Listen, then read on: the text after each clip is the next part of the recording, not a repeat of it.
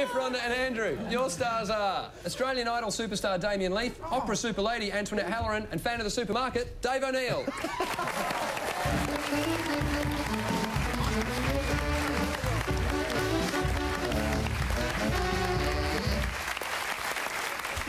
Damien, you've got the shiniest mohawk ever.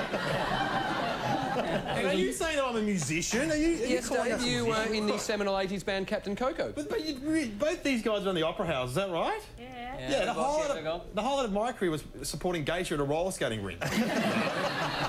Now, Miff, Rhonda, Andrew, once again you have to match the musician to their worst Christmas moment, which are asking for a book by the Dalai Lama and receiving instead the Kama Sutra, being given spam for Christmas dinner in Ireland, Yum, yum.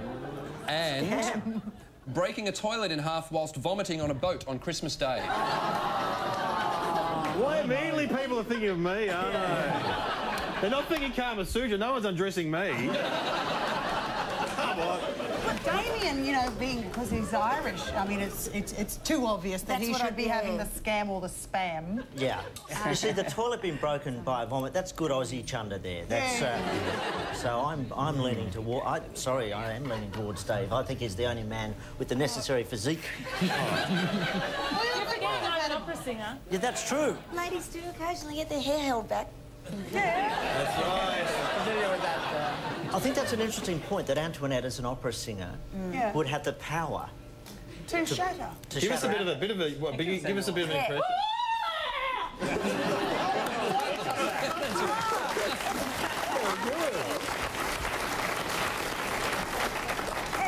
I think we need to move the bowl to Antoinette. Yes. I'm fairly happy with that selection there. Can I digress and tell a story I heard about, to do with toilets and overseas, an Australian couple in Spain and staying at this cheap hostel, and he did an unfeasibly large poo. And he went to flush it, and it wouldn't flush, and he didn't know what to do. His girlfriend said, go and speak to the woman at the front desk and explain what's happened. So he went down, he didn't speak Spanish, he didn't speak English, so he's trying to explain, nothing's working, so he says, indicates to come upstairs, brings her upstairs, points to the toilet elaborately, presses the button, and it just flushes away.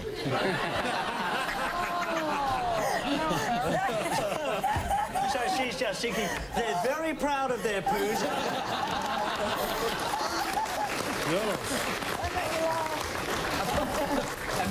Until that night when he gets a knock at the door and she's there going... One-downmanship. Sorry, yes. Now, where were we? I'm happy with that. I'm not convinced about Antoinette, but... No. No, and I'm worried about Damien, but for all sorts of reasons. So... Should we leave it or let's lock it in? Lock it in. Yeah. Lock it in? All right. Damien, can you tell us your worst Christmas moment, please? I am the toilet. Goo-goo-goo-joo. I tell you, it was 2 years ago, and myself and a couple of friends went out for beer all night. And as you do in those circumstances, you get up the next morning and go deep sea fishing.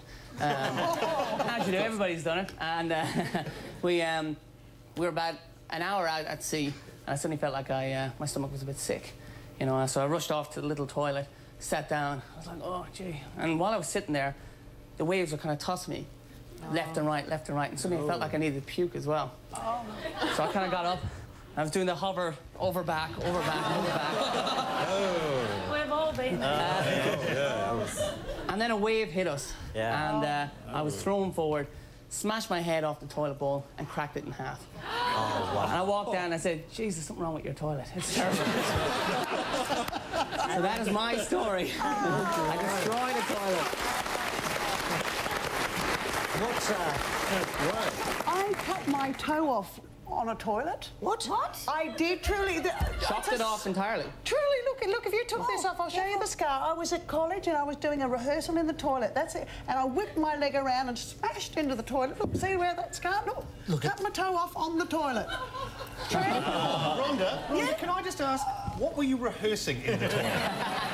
You know when you just, because there's no room and you're about to go on stage and you're with your friend and you just have to... we were doing... well, with your friend. Cocaine, we were doing... This was the Logies, wasn't it? do, go.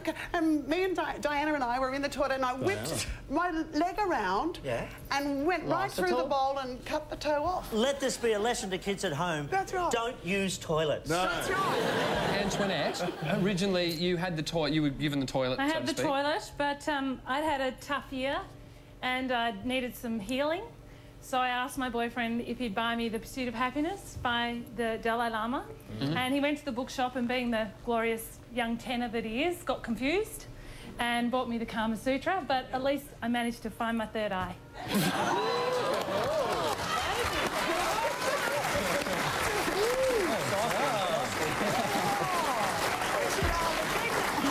So, Dave, can you bring this back to a family show, please? Yes, yes. If my son's watching, go to bed.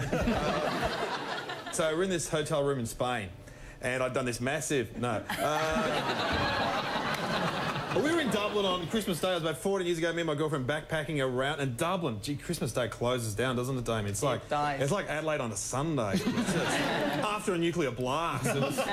There was nothing open, so we ended up having Christmas lunch in Isaac's hostel. It was a mixture of backpackers and homeless people, and they served us up a roast spam dinner. And then a TV crew turned up, and a reporter stood there going, "And here they are, the homeless of Ireland." It was an Italian reporter. It was really weird. So you did get that one right, at least. Yes. Well done. Thank you, David. Would you please thank Damien Leith, Antoinette Halloran and Dave O'Neill.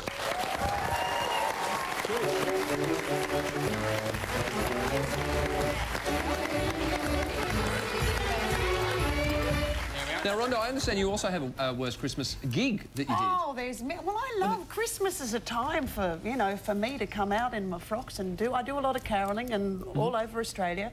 And one year, I think we were up in Townsville.